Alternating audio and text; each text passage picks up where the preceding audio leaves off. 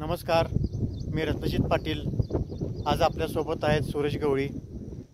आज यांच्याकडून हे जाणून घ्यायचं आहे की महाराष्ट्र शासनाने जो कायदा आणलेला आहे, महाराष्ट्र जनसुरक्षा अधिनियम, हा कायदा जर महाराष्ट्रात लागू झाला तर याचे दुष्परिणाम काय होतील हे यांच्याकडून आज जाणून घ्यायचं आहे. नमस्कार, मी सूरज गवळी आणि महाराष्ट्र शासनाने नुकताच एक नवीन कायदा आणलेला आहे. त्याचं नाव आहे महाराष्ट्र जनसुरक्षा अधिनियम 2024. तो कायदा जर बघितला वाचला तर तो खूप म्हणजे असं भयानक आहे आणि वाईट देखील आहे. त्यातले काही बेसिक मुद्दे मी आज तुम्हाला ह्या व्हिडिओच्या माध्यमातून सांगणार आहे आणि या मित्रांना देखील मी माझ्या सांगणार आहे.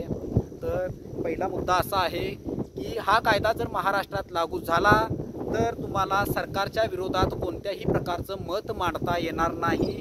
जर तुम्ही सरकारच्या विरोधात बोलाल तर तुम्हाला कायदेशीर कारवाई, या कायद्याअंतर्गत तुमच्यावर कोणतीही कारवाई ते करू शकतात.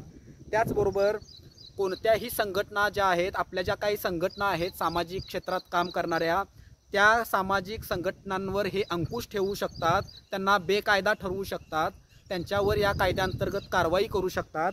त्याचबरोबर सरकार सहजपणे कोणत्याही संघटनांना बेकायदा ठरवू शकतात. त्यानंतर कामगार, सरकारी कर्मचाऱ्यांचे संप देखील या कायद्याअंतर्गत महाराष्ट्र सरकार बेकायदेशीर ठरवू शकतं, त्यांच्यावर कारवाई करू शकतं, त्यांना तुरुंगात टाकू शकतं. त्याचबरोबर जमावबंदी असताना शांततेने जे मोर्चे काढलेले असतात त्या मोर्चांना देखील महाराष्ट्र सरकार या कायद्याअंतर्गत त्यांच्यावर कारवाई करू शकतं, त्यांच्यावरती या कायद्याअंतर्गत गुन्हा दाखल करू शकतं.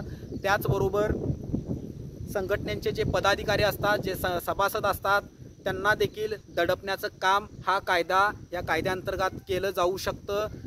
त्याचबरोबर सरकार या कायद्याने सामाजिक संघटना, जन आंदोलने आणि विरोधी पक्षांचा आवाज ते दाबू शकतात. त्याचबरोबर सरकार या कायद्याने सामाजिक कार्यकर्त्यांची, जे सामाजिक कार्यकर्ते आहेत त्या सामाजिक कार्यकर्त्यांची मुस्कटदाबी या कायद्याअंतर्गत ते करू शकतात.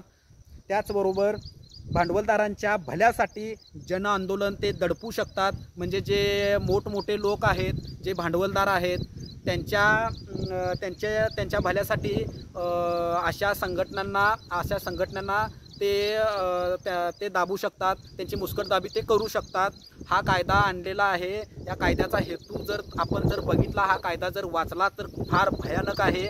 आणि जे सामाजिक क्षेत्रात काम करणारे आहेत, जे आंदोलन करणारे आहेत, शांततेने आंदोलन करणार आहेत, त्यांच्यासाठी तर हा कायदा फार वाईट आहे, भयानक आहे.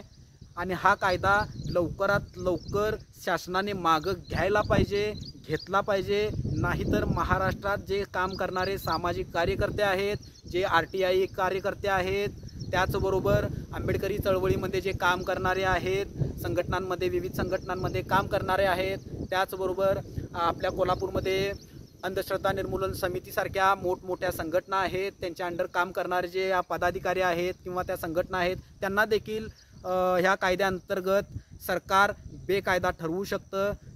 त्याचबरोबर त्यांना तुरुंगात देखील डांबू शकतात. हा कायदा फार भयानक आहे आणि हा कायदा इथल्या इथं थांबला पाहिजे, अशी माझी वैयक्तिक इच्छा आहे, असं मला तरी वाटतं.